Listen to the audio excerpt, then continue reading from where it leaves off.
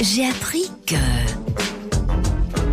Avec Fabrice Debacker qui nous rejoint comme tous les jeudis matins. Bonjour Fabrice. Bonjour Jean-Marc. Vous nous parlez ce matin de Camille de Tornaco. Ah oui, un C'est qui ça? grand homme politique de Belgique qui passait pas à la télé, il n'avait pas un costume bleu, mais il avait un costume noir. C'était quelqu'un qui est né en 1807 et à 30 ans, il était déjà conseiller provincial Ouais. de la province de Liège. Forcément, c'est le conseiller provincial, merci Fabrice. Donc en 1837, et puis quelques années après, il était membre de la Chambre des représentants de l'arrondissement de Liège. Ouais. Bien monté quand même, le garçon.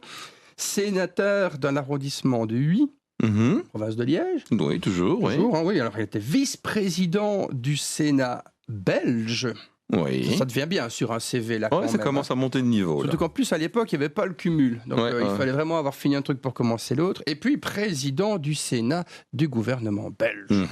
Alors, il était enterré à la chapelle de Saint-Hubert. Il avait un château à Vervaux, donc près du village de Clavier, à Liège. Oui. Et vous allez me dire, mais quoi? Oui, mais quel rapport avec la province de Luxembourg, Fabrice? Il était né à Sterpenny. Ah, ben voilà, quand vous aurez tout dit. Mais je gardais le meilleur pour la fin. Ouais, je commence à bien vous connaître. Il y en a quelques-uns, hein, gens de bien, notons. Enfin, j'ai toute une liste dont je ne vais pas parler maintenant, sinon j'aurai plus rien à dire les prochaines fois. Mais il y en a quand même tout un paquet qui ont participé à la création de notre pays et qui venaient de par chez nous. Oui.